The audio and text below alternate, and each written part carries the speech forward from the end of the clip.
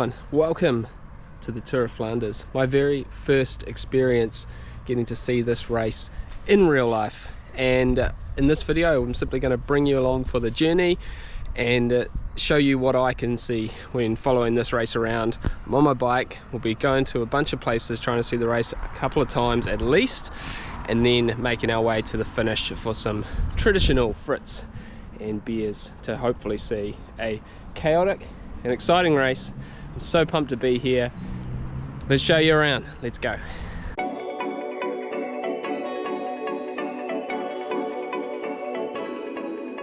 Right, so before we kick into the day, I'm going to talk about a couple of things. First off, my plan for the day, and second of all, my expectations or my predictions for the race itself. Obviously the race would have been run and won by the time you see this video, so you can let me know in the comments how bad my predictions are or how good they were. First off, I want to talk about my plan for today. Now, I'm definitely not going to say that this is the best way to do Flanders if you ever come here yourself. This is my first take of it and got a bit of a plan. I'm just going to run with it. First off, we're on the bike, we're off for a bit of a ride. It's just before 10 o'clock, so just before the official start, and I'm going to be seeing the race probably about 2.5 hours in for the first time at around the 90k mark. So just trying to capture the atmosphere a little bit while doing some riding myself. As the day wears on, we are expecting some rain, despite it being nice and sunny this morning. So at that point, I plan to be in the warmth, or at least dry, not on my bike, and be in Oudenaarde for the finish. It should mean I get to watch a good chunk of the race, while giving me a bit of time to kind of get changed, get ready, get into Oudenaarde, and then kind of more follow the race. Problem of being out and about here is that you're not really sure what's going on unless you're sat glued to a screen, which riding around is not possible. As a result, we won't be on any of the really big climbs. Those have all got their own fan zones. I'll take a shuttle to them, and really with the people I'm seeing rolling into Oudenaarde now, that's a lock it in early and sit. Be there all day waiting for that key moment. So that might be something we try another year, but not something I was keen to try first off. And we will let you know at the end if this was the right plan or if we need to rethink for next year. Next off, let's talk predictions for the race. Now, the race has changed a bit in the last week with the crash of Wout van Aert, and as a result, Matthew van der Poel is now clear favourite status for the race. Now for me, dream scenario. Being a Kiwi, we've got to talk about Laurens Spithy. That man has had a classic season. Granted, finishing results haven't shown it, but he's been in key moves. Most recently, Gent-Wevelgem, he was in the break until the last climb with Van der Poel and Pedersen, and he's just been involved. He's been at the front of a race. He's not been there because he was in an early break and just happened to be there. He's been there on merit. So hopefully a chaotic race with some real unpredictability, a little bit of luck, he might be right there at the end. He's got a good sprint. He could definitely take on any of the sprinters in the field. So if there comes with a small group, he's got a good chance. So drop a comment early. Was that a good prediction? Who knows? But look, Van der Poel's most likely. Pithy's my outside chance, and I'll be rooting for him today. So excited to see a Kiwi near the front of the race anyway.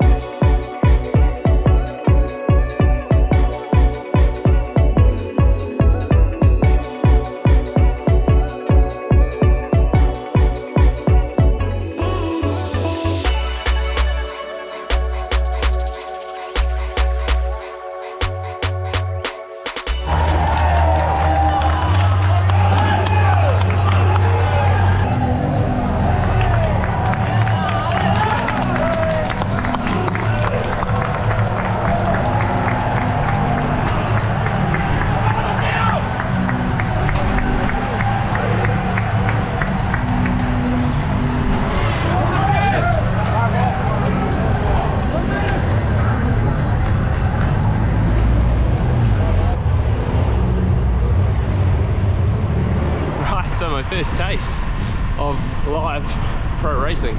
my goodness, that was chaos. You can just tell how much of a huge organizational feat it is to put on a race like this, but you can also see just how much the community's behind it. That was in Herzl, and it's 92 k's into the race, yet like everyone's out, music's jamming, people got flags, people cheering. That was really, really cool to be part of. The break's got about 4 minutes, and pretty standard size break for Flanders. No real notables. Van der Poel's wearing his black shorts today, which is probably a good call considering the rain that's probably due later. And now I am sort of chasing the race back, actually.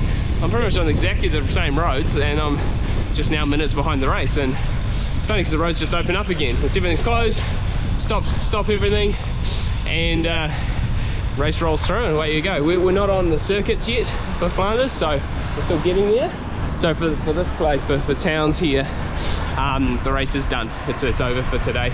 But there are hubs in each of these villages, big screens. People can pretty much just sit and watch the whole race all day if they wanted. Now to get to my second point, this is the other thing cool about Flanders is because it does loops around the Flemish Bergs.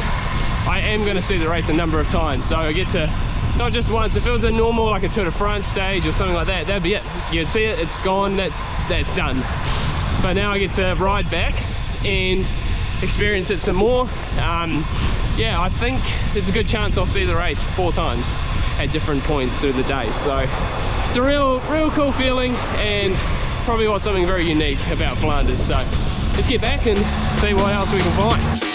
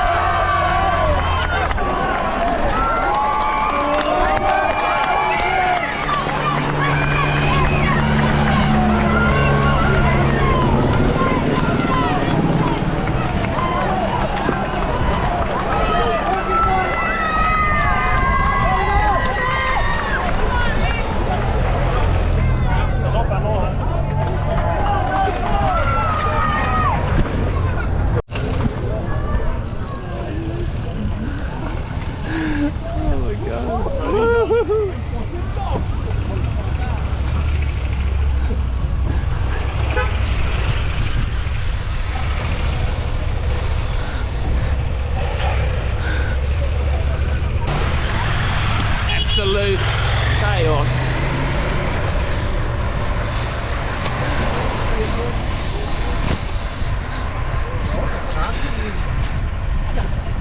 Right, that was the Capitalberg, the second berg of the race.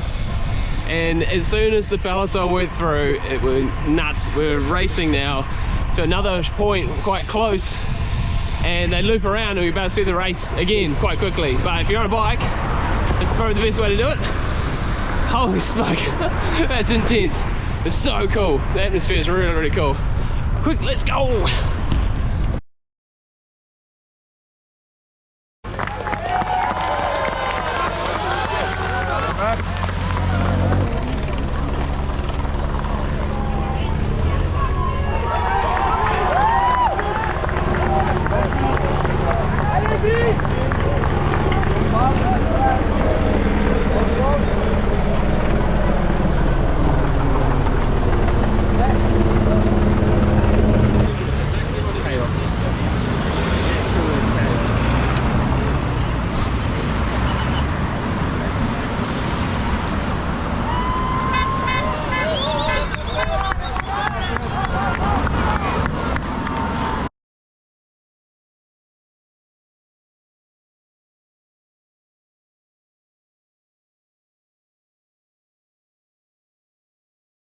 So far what I can say is this race has totally lived up to the chaos.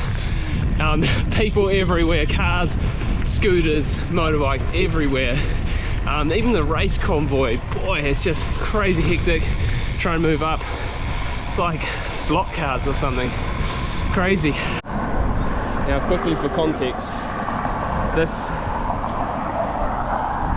was where we were just before, and it has cleared out in that amount of time. It's come through, the race has come through, it's done, it's not coming back like this one again, done. It's cleared out, people gone, barriers put away, done. A lot of efficiency going on. Also, that cobble section that they then went through and over is brutal. And I kind of accidentally just rode it, and it is insane. Now, it's time to initiate phase 2 of my plan, and it is just starting to spit now. So I might get, unfortunately, a little bit more wet than I hoped. We've mostly successfully gotten back without getting rained on. Just, I probably couldn't have timed it better. Now, quick change. Let's get back to the start line. Right, and now we are making our way to the start line. Finally getting to sort of catch up on where the race is at. The rain's definitely settling in, so I'm super glad I missed it. Timing wise was spot on. So yeah, now we just get this down to this finish line and try to work out what's going on.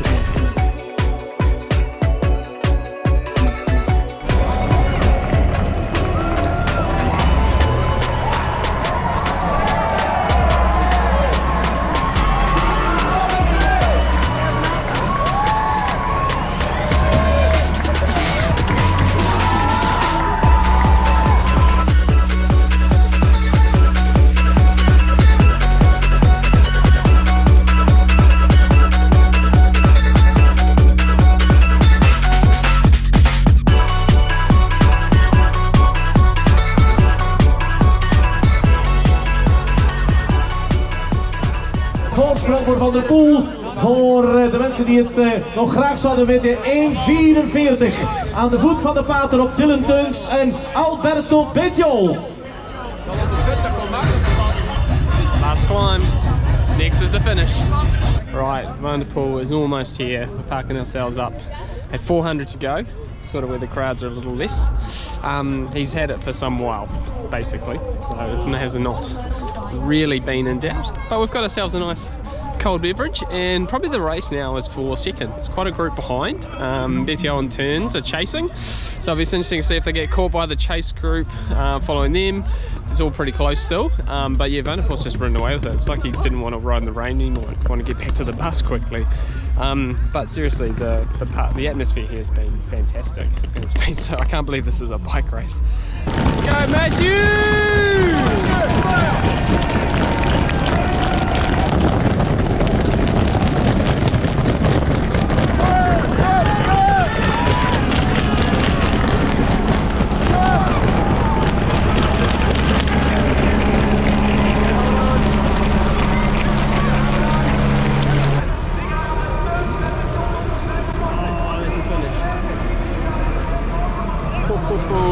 That was a finish. I'm too far away to see what's happened. That was on the line for second. We really should see what the result was there.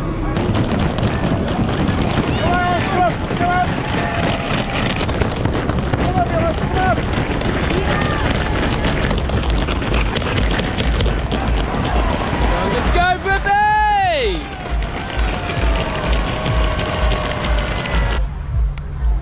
Lawrence about 4th, 5th group on the road there. Definitely not his day. So I'm in the mix a little earlier on, but yeah, like it's just one of those days. It's horrendous out here, and you can tell the riders are filthy and they look cold, and I think they'll be happy to go straight to the bus and get warm. Truly a classic race today.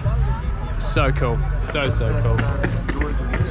But even this 4th, 5th group, they're still sprinting. They're still pushing really hard. Like, obviously these are big races, a lot of UCI points on the line, and even if you don't win it, getting a 10 or a top 30 in a race like this is really worthwhile for your team and for yourself, and you can tell the guys are still pushing really hard, even for lesser places, stuff you almost don't see on TV. So it's super cool to see them charging still, and everyone's coming in dribs and drabs now. I don't know what the finish rate's going to be, but yeah, what a classic race. Amazing to be on the roadside here and seeing it in person.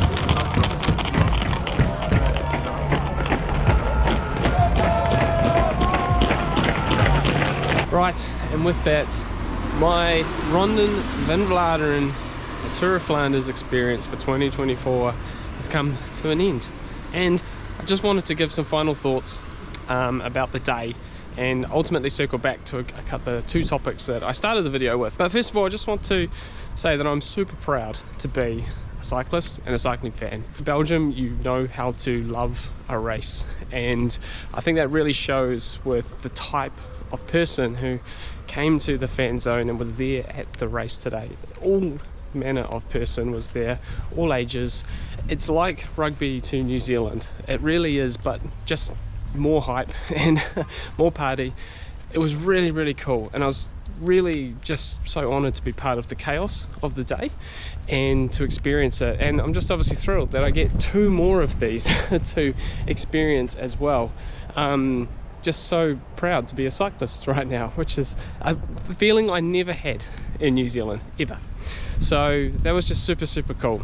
But let's talk about the 2 topics. Predictions. Well, I said at the start, Van der Poel was the big favourite. It was going to take some madness, some chaos, some unpredictability to unseat him today. And the unpredictability was the weather, and ultimately it wasn't enough. He was just so much better. He won by nearly 2 minutes. He just destroyed the field, tacked on the Capitalberg with like another lap to do. Unreal. Probably showed how much the race missed Van Aert in a way, and certainly like Pogačar from last year. But there was a big chase. There was a big chase group behind. That was a really close race. It showed how many guys were just under the level of a guy like Van der Poel, but he was a cut above. So, and like I said before, not the best day for Lawrence Pithy, but obviously super proud to see a Kiwi up in front of the race. And lastly, let's talk about my day. The plan to do the ride and then to be at the finish. And to be honest, it was a really good plan.